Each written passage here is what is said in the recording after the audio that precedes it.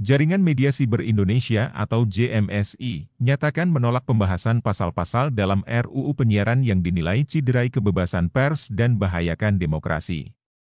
Penolakan tersebut disampaikan langsung oleh Ketua Umum JMSI, Teguh Santosa dalam keterangannya, Selasa, 14 Mei 2024, di Jakarta. Menurut Teguh, pembahasan RUU Penyiaran yang saat ini sedang digodok oleh DPR RI, terdapat sejumlah pasal yang jika hal tersebut disahkan bisa bahayakan kebebasan pers. Teguh menyampaikan bahwa, salah satu hal yang disoroti pihaknya, yakni pasal 50B ayat 2 huruf C dalam draft RUU Penyiaran yang berbunyi, melarang penayangan eksklusif karya jurnalistik investigatif.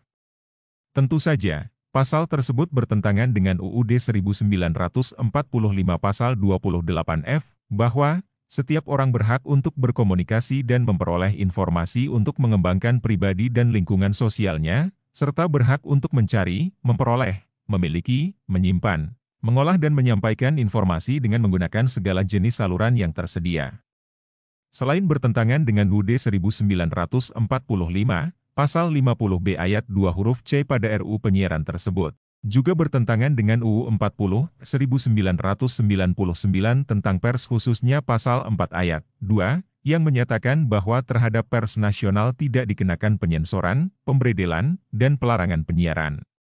Selama karya tersebut memegang teguh kode etik jurnalistik, berdasarkan fakta dan data yang benar, dibuat secara profesional dan semata-mata untuk kepentingan publik maka tidak boleh ada yang melarang karya jurnalistik investigasi disiarkan oleh lembaga penyiaran televisi dan radio serta media digital mereka, ujarnya.